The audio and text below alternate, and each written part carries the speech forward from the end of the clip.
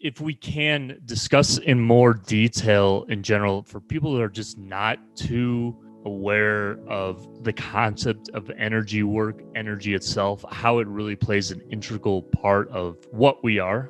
Let's just say, according to you and the work you do and what you've come to learn, can you explain how important it is to understand our own energy? And going back to what you said earlier, like you said, when your energy and vibration is a certain way, you attract certain things into your life. So can we explain that all more kind of conceptually, more detail, what that all means? Sure. So, I mean, I'm not very, I don't have I'm not very the scientific person, so I won't really speak to that too much.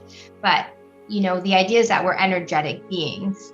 So this idea that, it's just in our day-to-day lives, we can see it, right? Like exactly what you just said, that I've given that example of being drawn to certain people. But it's like walking into a room and just all of a sudden I feel really great, or actually I don't feel great, or meeting somebody and just feeling like something doesn't feel right. And it's really just tapping into that and opening that up.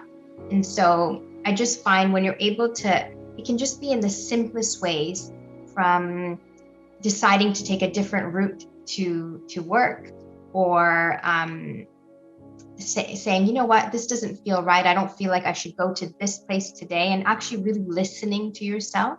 That is really tapping into, one, your intuition, and really understanding that we are all energy and it's a vibration. Do you think let's say, for example, if we're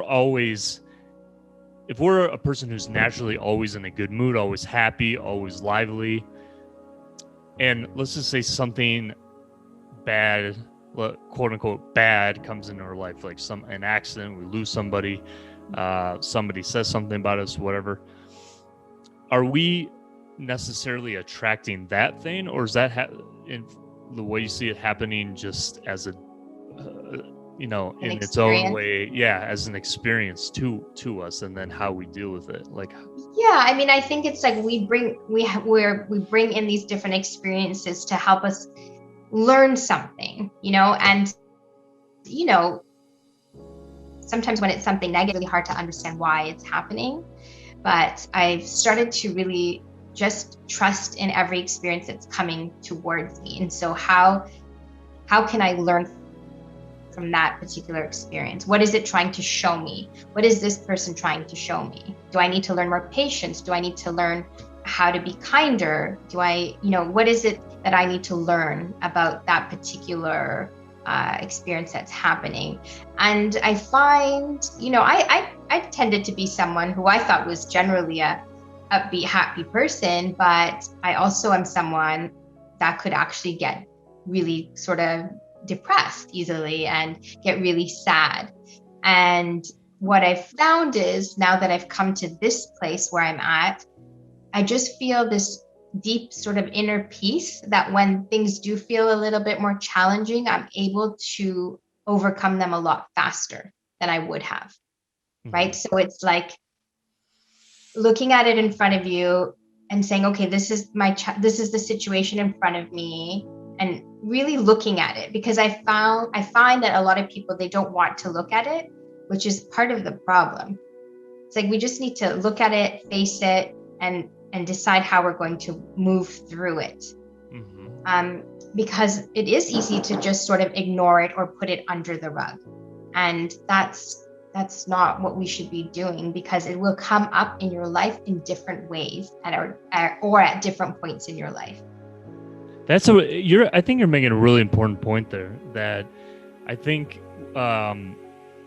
even a lot of people's anxieties and depressive related issues are about not recognizing many things, or just neglecting or putting something off, right? I mean, because as a energy healer, do you see that as trapping energy in a way? Like, for example, if I want to avoid this person because of how they are or what they said to me, or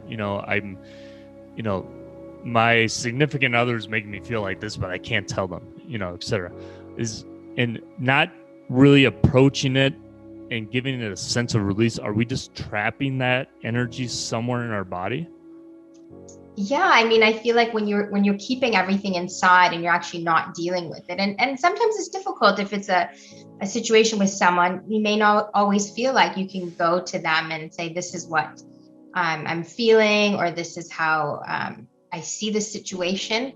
But sometimes it's just about the work that we do on an energetic level that can help us shift that and transform it. And sometimes for example, in my sessions, I might have the client actually do work where they actually do work on their inner child. Like they actually go to that little girl that maybe needed that healing, or that little boy, or actually speaking to, recently I had someone just talking to her dad and her brother about how she felt about what they were doing. And she actually felt a massive release from that experience. And she noticed that when she went to visit them, something had shifted. So she was able to forgive them and express herself the way she feels like she cannot do in person. And it's so powerful. So that's just one example. And then also, like you said, like keeping it stored in the body, and it will come out in different ways. I've seen my own self, like I was keeping maybe some things inside that I wasn't dealing with, or I wasn't, addressing some issues, and it would come out in anger at certain points. And I couldn't understand why I was so angry about something, but it was because I hadn't dealt with this other particular issue. So it will come out in different ways. And for other people, it might come out anger, sadness, depression, anxiety, rage. So there's so many different ways it can come out. But it needs to come out of the body. It needs to be released.